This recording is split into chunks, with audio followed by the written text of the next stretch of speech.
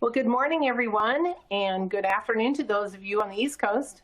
Thank you so much for joining us today. I'm Jody with Saje Network Systems, and I want to begin today just by thanking you for joining the webinar.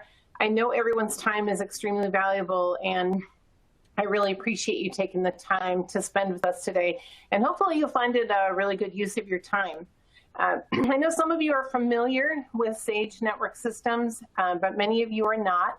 So just wanted to give you a little brief introduction of Saje. Saje is a network security and network infrastructure company located in Boulder, Colorado. It's a beautiful day out today, and we've been around since 2001. Personally, I've been involved in Saje since 2008. And as many of you, we have seen the security picture transform really from a focus around firewalls and basic endpoint security to multiple points of vulnerabilities. And we've watched the security landscape go from really watching the good guys win to watching the bad guys win. I can actually remember a day when it seemed like the good guys were winning, but not so much anymore. At Saje, we also have transformed as a company. Started out with a much smaller offerings in our services, and as the security picture has transformed, we have had to take a look at the entire security picture and the networking picture. And have transformed from firewalls and endpoint to users, on-site, mobile users, remote users, especially this year. Not just their devices, but their education. Also the network design, the wireless, patching, detection, response, all these things have come into play. And as you are all well aware, the security picture has changed significantly over the past decades. And so at Saje, we partner with companies that innovate, and they change along with the security picture. And two of those companies are here with us today, and we're very excited about that. As I said at the beginning, security has obviously changed significantly from firewalls and basic endpoint security. So if you really want to secure your data, you need to step back and take a look at the whole security picture. You know, where have you come from? What's up ahead? Where are you today? Do you have a good picture of the current security landscape and your company's ability to protect data as well as detect and respond to threats that do get through? If there is a breach in your network, can you detect it? That's something that we see a lot of with our customers. They'll find something they had no idea was there. And then there's the response plan. Is it, you know, just an, oh my goodness, panic moment, or is there a plan in case something does get through?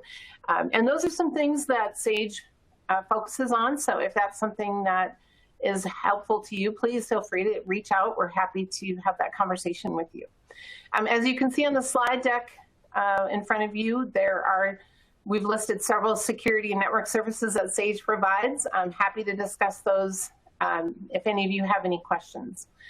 So today we're partnered with Crowdstrike and Automox, and so why did we choose to talk about these two together? Well, Automox and Crowdstrike are really two complementary investments.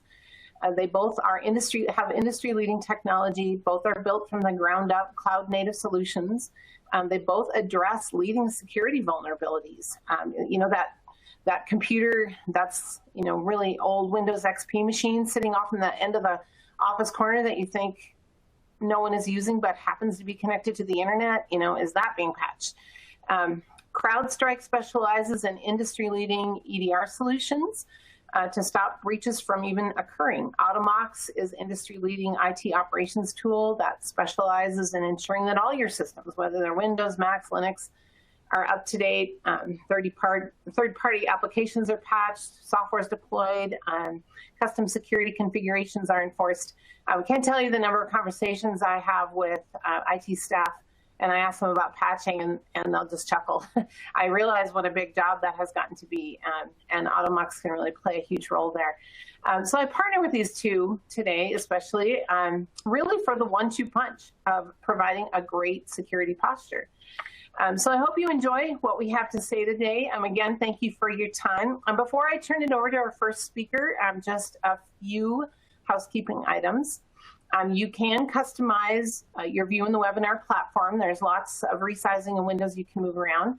Ask questions. We really want to make this as interactive as possible, and as an added incentive, we are going to give a $100 Amazon gift card to the best question today. So Ask lots of really great questions. Those just really make it a lot better presentation. All participants will be muted. There will be a Q&A at the end of each presentation. So our CrowdStrike speaker is going first. At the end of his talk, we will do questions on that. And then at the end of the Automox talk, we will do questions on that.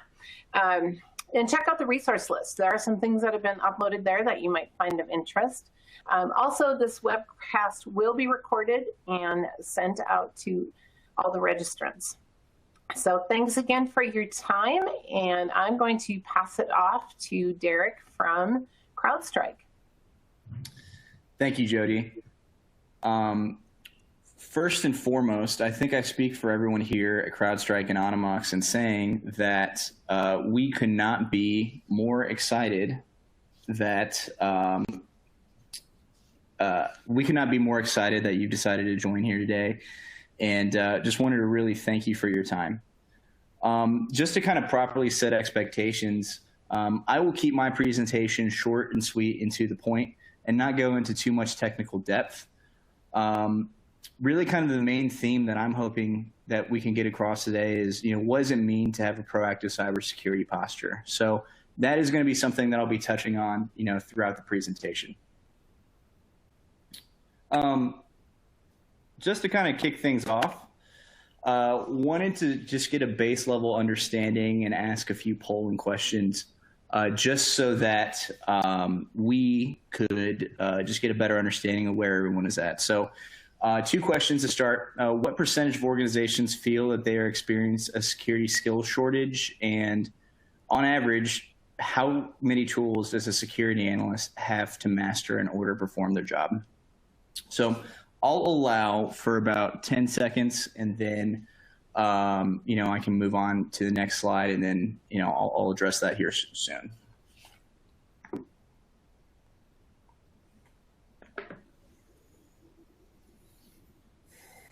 Okay.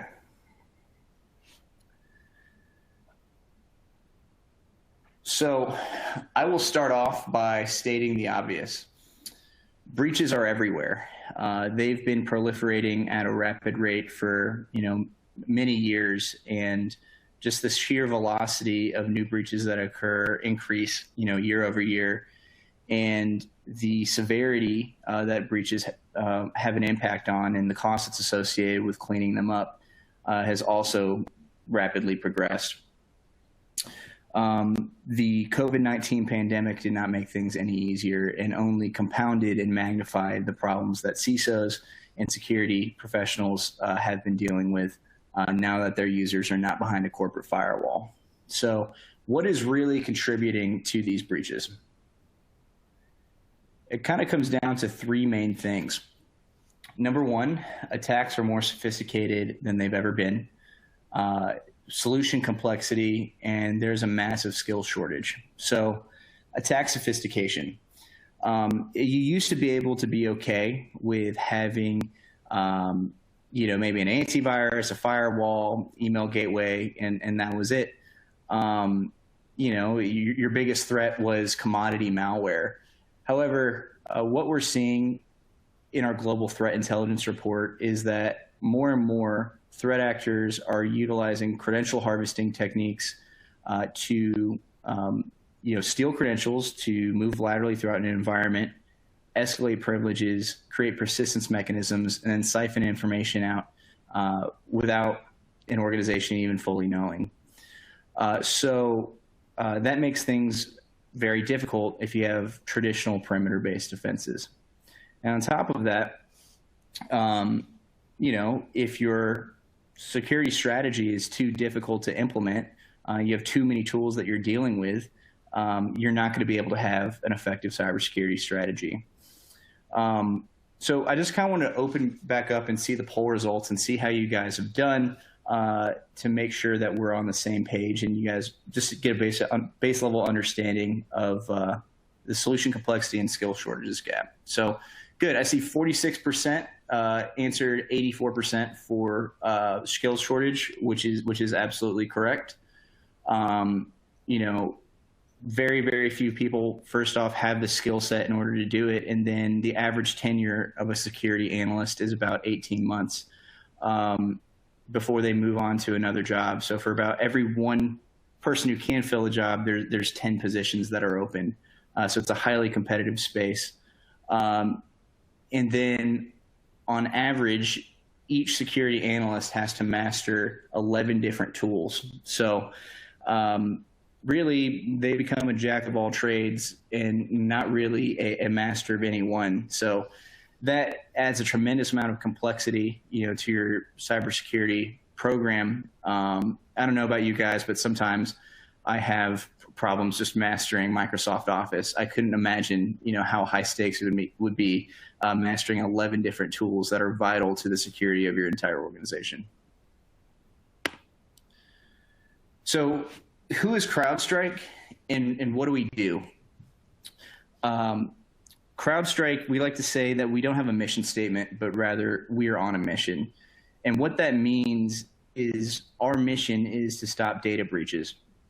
Everyone in our entire organization, whether they're on our sales team, our support team, our intelligence or engineering teams, are all aligned and maniacal about this goal. We were founded by a couple guys at McAfee, the CTO at the time, George Kurtz, and the VP of Threat Intelligence, Dmitry Alperovich. George and Dmitry saw the current technology that was available at the time in early 2010s and saw that there was a huge disconnect with the changing threat landscape and realized that McAfee was really too big of a ship to turn around at the time. So they left McAfee and decided to completely rewrite the script on endpoint security.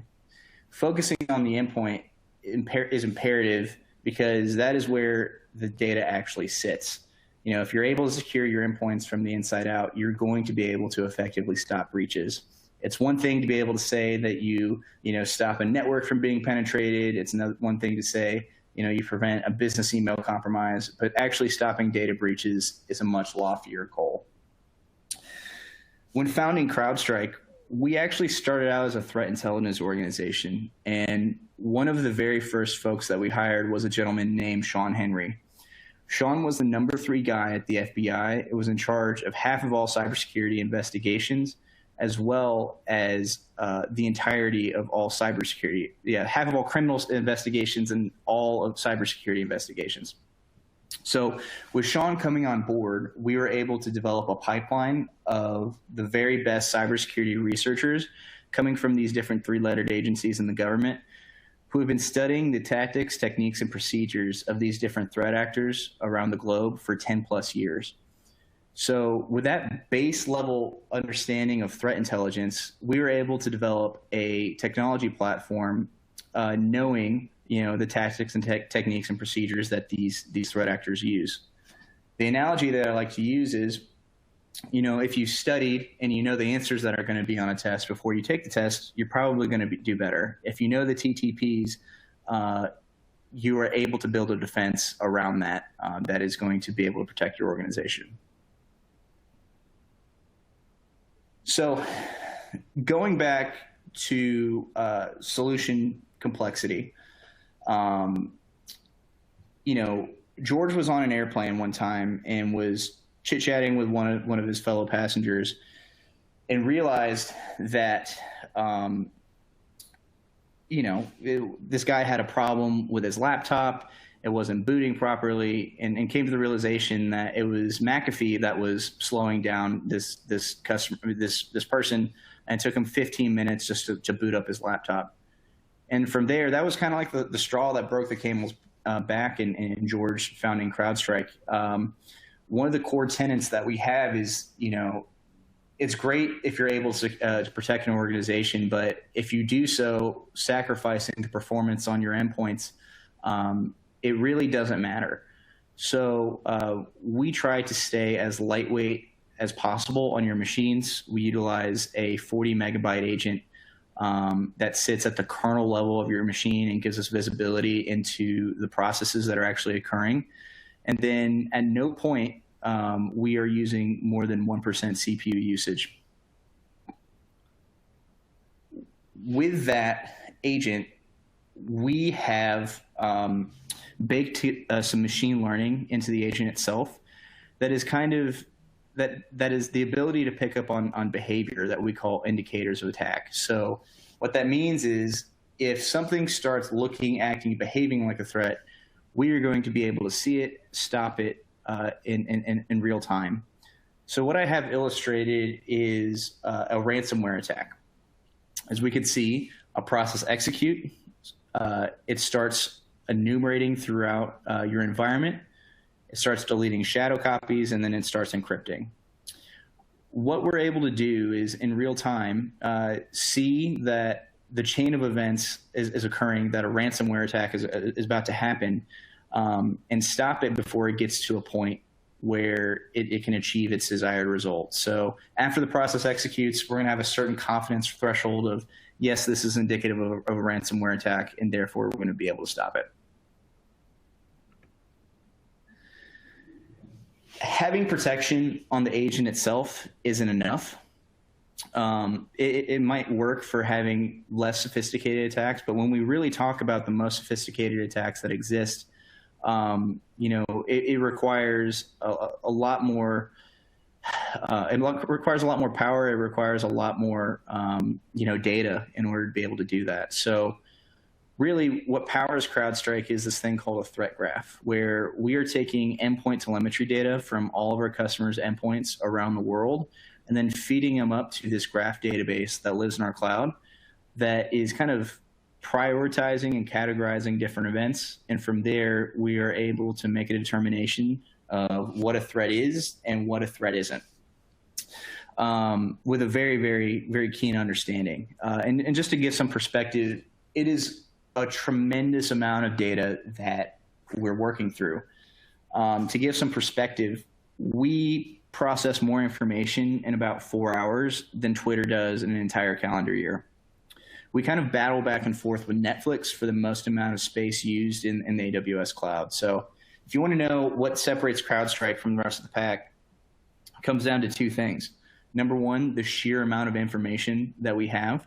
And then number two, just the quality and diversity of the data types that we get into our threat graph from our services organization as well as our threat intelligence team.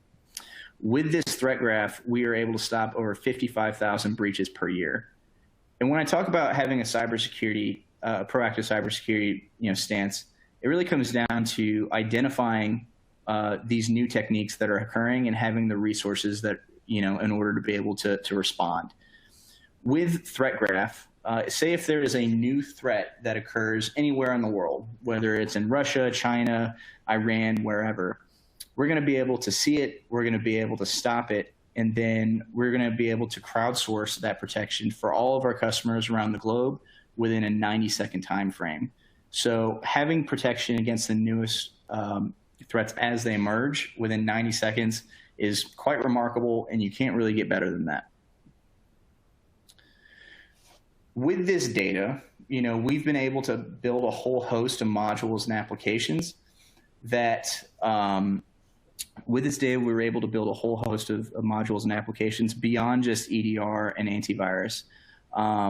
So what we've become is the operating system for your endpoint security. And when I say endpoint security, that is really kind of a misnomer. What I'd rather like to say is that CrowdStrike is a workload security company. So wherever your workloads are occurring, whether they are on traditional endpoints like laptops and desktops, whether they're on servers, whether they're in cloud environments, if it has an operating system that we can work with, we're going to be able to offer protection for it. And we've got protection for Windows, Mac, Linux, iOS, and Android devices. Beyond us just creating more modules, we've really kind of adapted a Salesforce model where we allow our customers to have the best of both worlds, working with the CrowdStrike store, where we've opened our APIs to third-party developers and organizations to be able to build on top of it and utilize the information that we have.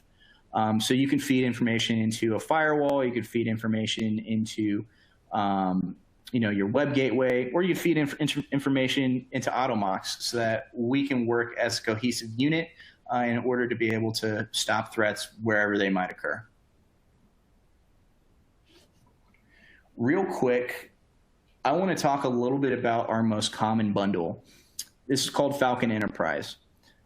It is going to contain our antivirus as well as our endpoint detection response. So you have access to that rich telemetry data and have the visibility necessary in order to be able to stop those more advanced threats. However, even with our base level endpoint detection and response bundle, you have access to our Overwatch team. Our Overwatch team is a team of really highly pedigreed cybersecurity professionals that are, combing through our customers' information on their behalf. They are looking for anomalous activity, and then they are, identifying that and notifying you, hey, here's what we saw. Here's what potential machines were affected. Here's what potential passwords are compromised via email, so you can respond appropriately and have full context. It would be nice if a threat actor attacked you at 2 a.m., at 10 a.m. on a Wednesday, but more or less they're going to attack you when you're most vulnerable and have the worst chance of being able to respond appropriately. So while it's nice to be notified, if you don't have the capability of being able to respond 24/7, 365 and remediate threats, you're still not going to have the level of cybersecurity maturity that is really required in these times. And with that, the solution we have is what's called Falcon Complete.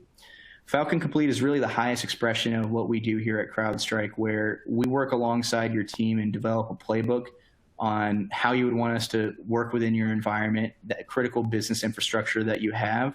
And then we manage the platform for you 24/7, 365, investigating and remediating any and all threats, any and all compromises within a 60-minute time period. So it is quite effective, and no one else is really able to do this at scale and with the speed that we're able to. It is so effective that it is backed by up to $1 million warranty by AIG. So should you have a data breach with Falcon Complete, you would be entitled to this warranty that would pay out before insurance. And it could be used for whatever purpose, whether it's hiring a PR firm, whether it's paying a ransom, whatever the case is. It is yours to use. But a couple things I wanted to talk about. When I say remediation with Falcon Complete, what am I really talking about? I'm not talking about wiping machines, but rather I'm talking about completely and holistically addressing the entire kill chain of a threat, removing persistence mechanisms so that it doesn't occur, and then providing you a full report on everything that happened and what we did to remediate those threats. So it's not just as simple as, wiping machine and then, that threat beacons out into another endpoint, and before you play whack-a-mole, we are able to holistically address the entire kill chain of compromises and threats. And then who is the Falcon Complete team? Each one of these guys has at least 7 years of experience, and 1 in 4 are coming from these different 3-lettered agencies in the government. They're able to do this 24/7, 365. So what we're able to do is really eradicate these threats, these compromises, before they turn into breaches in such a short time period that it's able to be effective. So with that, you have a very turnkey, instant cybersecurity maturity solution for roughly the third of the cost it takes to do this yourself. So therefore, your security analyst can go back and focus not just on endpoint security, but the other holes in the environment that you might have, without the worry of your endpoints and your data being breached. So I wanted to reserve this last portion just for questions. I see a few in the chat. Okay.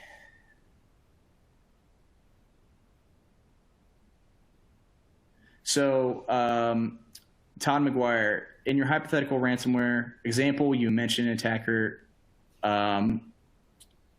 you mentioned an attacker including a step that removes shadow copies of the files. What is the best practice to specifically prevent that step / attack in the kill chain?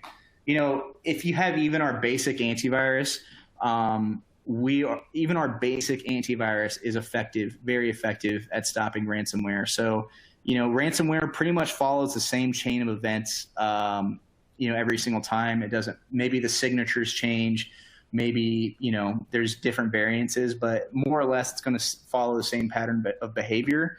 So we would stop it before it even gets to the point where it would start deleting those shadow copies. We would stop it before it actually starts enumerating throughout your file system. Let's see. Do false positive attacks get flagged often, and what is the general process flow of a false positive? That is a very good question, Justin. So first off, we have a tremendously low false positive rate, and I think that goes back to just having the sheer amount of data that we have. But what is interesting is that even if we do have a false positive, we're going to quarantine it, and then we're actually going to shoot off to the cloud through a program called Falcon X, where we will blow that file up in a sandbox and let it play itself out. So you can see exactly kind of what that file would have done. If it was innocuous, you know, you can release it back into the wild. But if it's not, you know, you can keep it blocked. What I would like to say, though, is our solution is very turnkey in the sense in that you don't have to go through a very lengthy white labeling and black labeling process.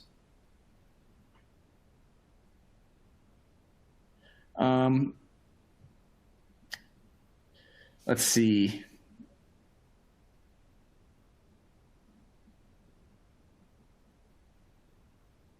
Some very good questions, guys. Sorry, I just wanted to think. I wanted to just address. Okay, so you said how does prevent only use less than 1% CPU usage? Do you have a minimum requirement? Yeah. So how we're able to use such a little amount on the machine is that we're scanning for behavior, and we're not necessarily looking at signatures. So the way that a traditional antivirus works is, you know, it has a database of malicious signatures, it runs a scan, and then, you know, if 2 and 2 add up, it's going to block it.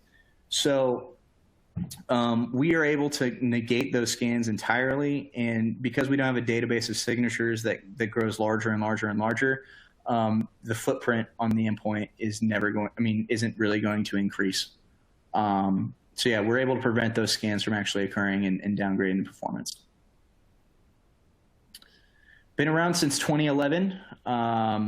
You know, like I said, we started out as a threat intelligence organization, and we quickly, you know, that's the baseline of everything that we do here at CrowdStrike. You know, we really have 3 arms, right? It's technology, it's services, proactive services like doing pen tests and things like that, as well as cybersecurity, incident response, and then threat intelligence. So, you know, been around for about 10 years, so very, very fast moving. All right, and then I'm going to do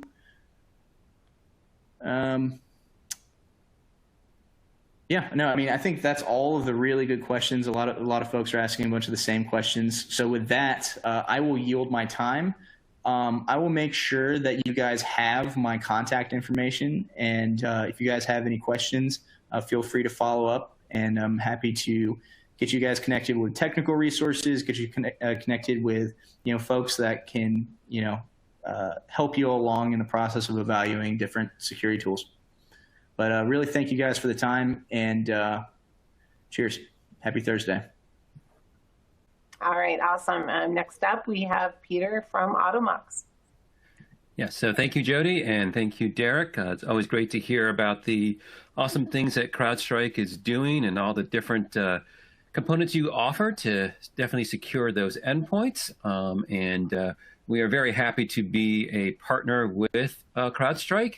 And I'm going to go through how we work with CrowdStrike and kind of what we focus on, and talk a little bit about, you know, the kind of the security that's going around, and how we can kind of help address that, and, you know, kind of, again, basically be that better together between CrowdStrike and Automox and some other kind of security things too you might want to think about. Not going to go through a laundry list of my experience, but did want to call out two things because I think it helps, understand where I'm coming from and my background. I've been doing this for more than 20 years, and in the early 2000s, I actually started a patch management service for banks and credit unions, and I did that for more than 5 years.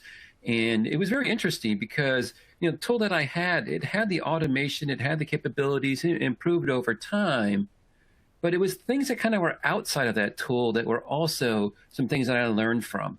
Jody kind of mentioned it at the beginning. It's like, hey, everybody understands that patching is important because you might have that computer in the corner that everybody forgot about.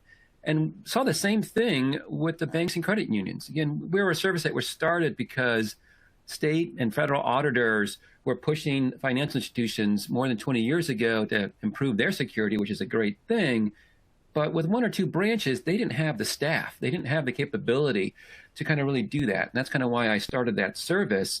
And I had SLAs and I had some great success there. But I also found that some of the things that I had to do was go a little bit deeper and actually visit some of the places in person to understand why things were getting patched. And I kind of learned, like, on the teller line, there'd be 4 or 5 computers, and one of them would be kind of a spare teller line. It'd be for that part-time person that maybe worked late on Thursdays or Saturday hours, or just have an extra computer there. And the problem, though, is that somebody would come in there, use that computer, and at the end of their shift, they would turn it off, physically power down that machine, and now you can no longer patch it, right? So simple things like that, as kind of like what Jody said too, like a computer in the corner, computers that not used or attached differently to your network. If you don't know about it, you can't be kind of fixing it and addressing those issues, and it becomes a way that somebody bad can get into your network. So, and then the other thing that I did, kind of similar to CrowdStrike, is I was also involved in next generation antivirus tools and EDR tools, and they are great, right? Much better than what we've had, with signature-based antivirus. And in both of those positions, I had the great opportunity to work with customers, with partners, with alliance-type partnerships, and really kind of understand kind of the pain point and why this can be difficult. And also things like what Derek said, when we start having a skill shortage, as the hackers get more advanced, how do we get there, right? How do we get ahead of that? And I guess the key thing really is around automation and making things as easy as possible and having the tool do the work for you. So that's kind of what I meant here by modern endpoint management solution, right? And I kind of broke it down into these kind of 4 areas here, right? And these are kind of basic, but a lot of tools don't have these capabilities. And so I kind of want to go through some of these and give some examples. I'll give an example about patch management, but the same thing can be true of configuration management. But, let's start off with a simple example of Microsoft releases a patch. Well, that patch is actually kind of complex, right? In a lot of cases, it's going to be addressing multiple vulnerabilities or CVEs, right? So they've done the work, they patched that together, but you do want to have a tool that's going to help you ask those questions, right? Is this patch applying? What is the operating system? What are the different CVEs that are in place? And then I can go ahead and start working on my next step. Now, in a lot of products, the next step is to go ahead and start deploying that package or that patch. But with our software, we kind of want to look at the state first, right? There's different pieces here. We want to make sure that we understand the complexity. We also want to understand, is it already patched? Because in some cases, part of that patch, one of the CVEs could be done manually or outside of kind of your normal process. But more importantly, this is a continuous monitoring, right? Something can uninstall a patch. Something can change a configuration policy, and you no longer have that right state when you thought you already deployed that patch or deployed that package. And then when you do deploy that package, there are going to be some steps to that. You got to get that package to that endpoint. You got to have capabilities to maybe, suppress the reboot for a certain amount of time. But then you also have to take actions like, verify that everything is in there. So 4 simple questions to ask of kind of what you're using today, and really kind of helps with that automation. So making your life easier, and more importantly, actually getting things taken care of and more secure in your environment. So now let's go a little bit deeper into how a lot of organizations are set up. Because as you can imagine, a lot of different people are involved. And in a lot of places, there's usually two teams involved, right? There's the security team that's using an awesome tool like CrowdStrike, going out there trying to stop the breaches, trying to understand what's going on, and unfortunately in this world, it's never 100% you're secure. There's always something that has to be tweaked or changed or a new type of attack going out there. And that's where CrowdStrike shines, right? To help you where that is, give you that prevention with their AV tool, go even further with the EDR tool, and really get that information. In some cases, what comes out of that process, though, is that a change has to happen on the endpoints. And that usually kind of moves from the security team over to IT ops. Now, as Derek said, CrowdStrike has been around for more than 10 years. SaaS or cloud native services have been around for more than 10 years, but not everybody's moved to that. It's still kind of a hybrid now. A lot of people made some investment in tools that were on-prem, and they kind of still have those things. And now that we have a lot more people working from home, they're starting to run into some issues with that. Maybe now they have, they used to have a tool like Microsoft, System Center for Windows patching.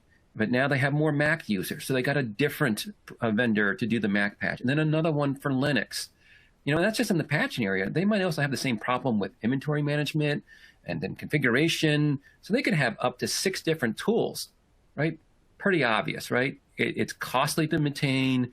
They're not connected to each other. The data's not flowing there. You have to make sure the agent or some connection from each of these are on all of the endpoints.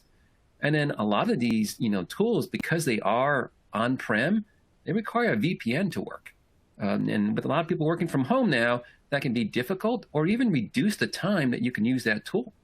Not picking on Microsoft. They have a great product for their Windows patches, but System Center, pretty complex. It's on-prem, and yeah, it needs a VPN. So if you got a user that's going to shut off their computer at 6 o'clock or just disconnect from the VPN, you just lost that whole entire evening for deploying patches, for example. So definitely kind of moving to a tool like CrowdStrike, like Automox, that is completely cloud native.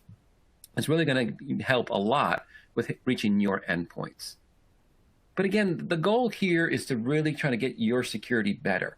So that's kind of why I want to bring this up here, is that there's, it's almost like a continuous loop here, right? So on the left-hand side here, Automox can go out there and we can have that visibility. We can deploy those patches. We can push out configuration changes so that we're reducing the target surface for a tool like EDR.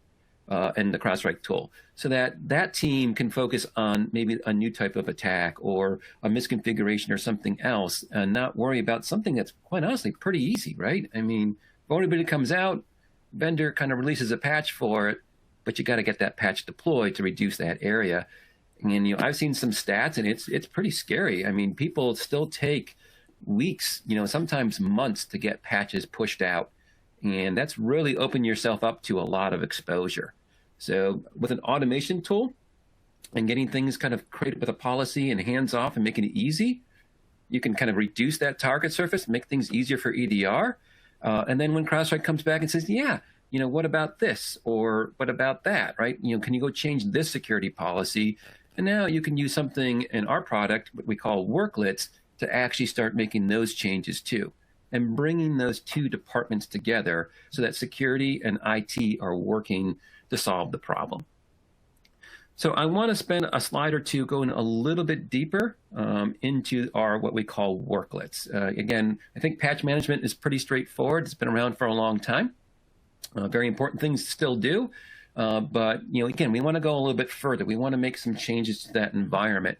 And that's basically what we call a worklet, is really just a script, right? So on the Mac and the Linux world, it's Bash, right? The native scripting language there.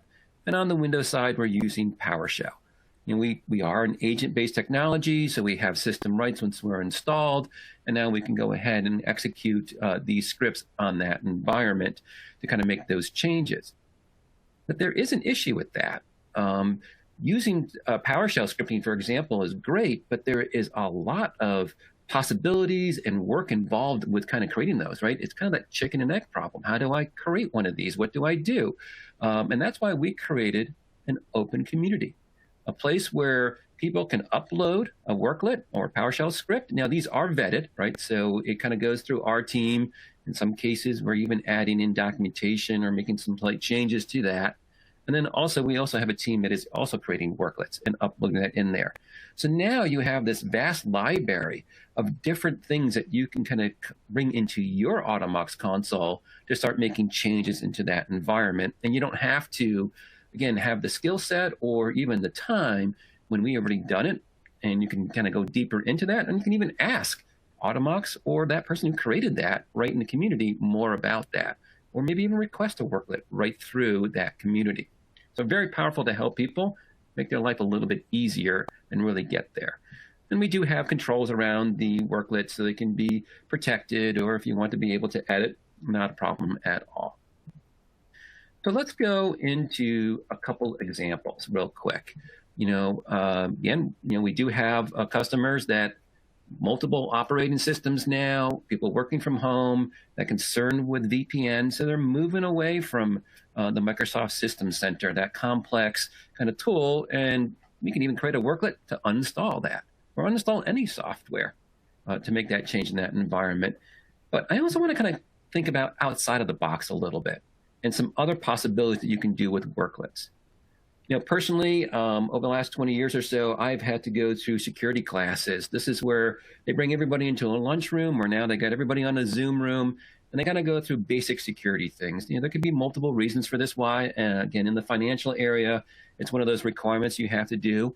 So you go through this class, and I tell you about careful about phishing emails and don't do this type of activity and so on and so forth. At the end of that class, and then every year thereafter, you have to sign up. Or sign off, I should say, on, hey, I understand what happened in that class. I'm not going to do these things. And then that company has to keep that basically on file. So how do we do that when everybody's working from home? I mean, yeah, we can try to do an email, or we could do a Google form, but you're still going to get those people that don't do it for whatever reason. So you can create a worklet that actually drops that PDF file on the person's desktop and then actually opens up Adobe Reader. So they come in tomorrow morning at 9 a.m. and the reader's open and the PDF file's right there, reminding them that, hey, you got to get this done, and kind of go from there. Another great example, and this is actually one that got uploaded to our community from one of our users, was the ability to kind of test Wi-Fi.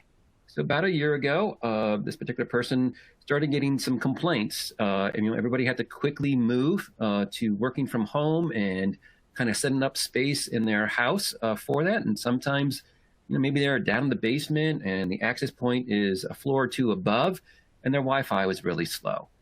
But he's not quite sure what the problem is. He certainly can't do house calls. So he created a worklet so he could actually start testing that and measuring the Wi-Fi speed, getting some more kind of information about what's going on, and then kind of focusing on the top 10% with the worst Wi-Fi speed. And started learning things that, they only had one access point. It was provided by the cable company 10 years ago. Definitely time for an upgrade or moving things around, but it was a way for him to get more information about the environment. And that's not his environment anymore. It's the home network environment that he now has to sort of support so that his employees are successful at doing their work. So great way of kind of using a worklet and kind of going into a different direction to not just make a configuration change, but gather some more information about that environment to help improve things. Now, this next area that I want to go into is a little bit, that's something on our roadmap. So this is a kind of a future statement here. So again, legally, you can't hold me to any of this thing, but this is something that is on our roadmap for, let's just say, this year, if sooner, this will be released. And there's actually two parts of this. There's the idea of work chain and the idea of data insights. So I want to talk a little bit about data insights first, and then I'll get into work chain. And again, the idea here is to put more automation into the product and your workflows. So when I was deploying patches, I kind of came up with this beta, core, and critical group. These three groups, where beta had 20% of the computers, core had 60, and the last critical were 20%. And I would go through this process of deploying patches and trying to get things out, and go through this, repetitive process over a lot of different computers and, banks and credit unions that I was working with, and manually looking at things and saying, okay, now that I got, the beta group done, let me go ahead and start creating policies for the next group, and on and on. Well, with data insights, we can now start using the product to sort of do this automation automatically. We can start saying, hey, you know what? As a patch comes out, within 24 hours, these are critical patches. I want to get these deployed to these type of computers. And then when those are done, then I want to start working on the next set of patches, ones that are not marked critical by Microsoft or any other vendor. Now with data insights, we can actually do that. We're going to be able to have the capability saying, hey, when you get to a particular number, let's say 100 computers within Automox, has that patch successfully deployed, then go ahead and start deploying the next group, start doing the next set of patches, and making that a little bit more automated and taking it to the next level. And that data insight can also work with our configuration management and our work chain. So two things here, right? So work chain is the idea of putting separate worklets together. So, what if you have, I don't know, the accounting department deciding that they want to switch from one product to another product? Well, before you can kind of turn the old one off, you got to deploy the new software. And then before they can use that, there has to be a configuration file. So these can be two separate worklets, deploy a new piece of software and configure it. But again, you want to have some insight. You don't want to start running the configuration until it's been deployed or maybe a reboot has happened. And then lastly, we can have another work chain where we want to uninstall that original accounting software. But again, we can chain these things together, but with insights, we can say things like, no, wait until all 10 people in accounting have the software and it's configured before you start doing the uninstalls. So it's a great way to put things together and make that intelligently happen together. All right, so let's mix things up a little bit. Let's go over to the polling question. Just in case you don't see it on the screen, I kind of just put it up over here too. So just want to get a feel for, how working from home is affecting the effectiveness of the patching, right? And really, we're doing a 1 to 10 scale, with 10 being the highest impact. So go ahead and start looking at that question and start answering it. And we'll give a few seconds here for everybody to do that. And then we'll dive into those polling results.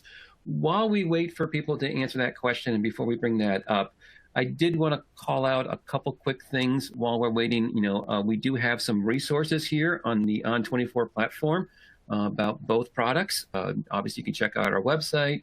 You can reach out to myself or to Jody, and definitely any questions you have, more that you want to know, or if you want to download some resources, they're right here available in the product.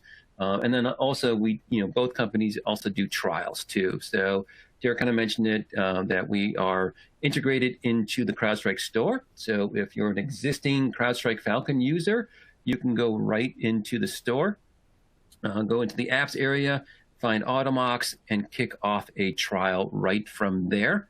And the nice advantage of that is that it actually does the integration right through that trial process. So very smooth, very easy for those existing CrowdStrike Falcon users. Or if you are not using CrowdStrike or you just want to do something new with Automox, you can hit our website, automox.com/signup and do a trial that way too. That way you can get a little bit more hands-on, get deeper into the product very easily that way. All right, so with that said, do we have the results from the polling questions? All right, so quite interesting. Yeah, so overall, some quite numbers here. We're seeing 7 and 8 of an impact, pretty high for almost about 50% of the people who responded. So thank you again for your responses. And yeah, so definitely, a challenge now. Kind of that example I gave earlier where we had to create a worklet because of the Wi-Fi speed from that work from home. And again, that's kind of why I wanted to go into there. I kind of had a feeling that it was definitely more of a challenge, and just want to kind of, again, the extra capabilities that you can do with a worklet, right? To get a little bit deeper and get into managing endpoints now they're not part of your network. Just like, Derek said earlier, that's where the key is, right? That's where the breach or the thing that's going to happen is probably going to be on the endpoint. All right, so I just got a couple more slides left here, and then we'll do some Q&A and hand it back over to Jody for that $100 gift card. So again, everybody here is kind of feeling that pain. So we can end those vulnerabilities today, right? We want to reduce that target surface so that it's better for CrowdStrike, better for you, and really using automation and a tool that has all the different capabilities, and a tool, quite honestly, that you don't really have to worry too much about, right? You don't have to set up a server. You don't have to update itself or maintain. That's the advantage that we all know of being cloud-based, right? And the goal here really is to reduce the time to remediate, because when a patch comes out or a vulnerability is released, that's great for a hacker. They now know what they have to do to build an exploit. And in the past, when I was doing this, 10, 15 years ago, it would take them a couple weeks. Now it's like a couple days, and they have built something because the vendor has basically said, yeah, here's the hole, and this is what we're fixing.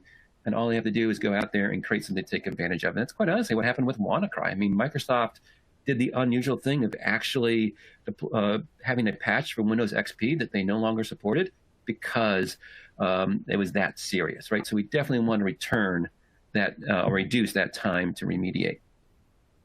Mention it a lot of times, right? You want to automate as much as you can so that when you do have those situations where you have the computer in the corner, or you have somebody with a slow Wi-Fi, other issues, that you can start working on those and getting those addressed so that you don't really have to spend a lot of time on actually deploying those patches. You can automate the entire process. And just like CrowdStrike, we also have a lightweight agent. Again, we need that have the right permissions on that endpoint to make those changes on that side. And then outside of patching, again, we can manage that endpoint, right? And put in those security controls, change things like anything you can think of that you used to also do, like with a GPO in the Windows world. You can do that too with our Worklet, because we're using PowerShell just like Microsoft, right? But more importantly, we also have that ability to continuously monitor that. So if we do make a change to an endpoint, something simple as like time to lock my computer after no activity, if somebody changes that, either they do it manually or some program does that, we can scan that, see that, and push that package right back out, again, automatically. Talked about software deployment, either installing software or uninstalling software. Again, with our WorkChain and data insights coming later this year, even more capabilities and automation around that. So that's really kind of the different pieces that we have. A cloud native tool, class platform, lightweight agent. There's API calls in there, that community. And again, really encourage you to reach out with any questions if we don't answer them here in the next few minutes, or more importantly, do a trial. And if you're, again, a CrowdStrike customer, go right into your Falcon login console and go over to the store, and you can do that right there, or the automox.com/signup. All right, so let's go ahead and take a look at some of the questions that we have here.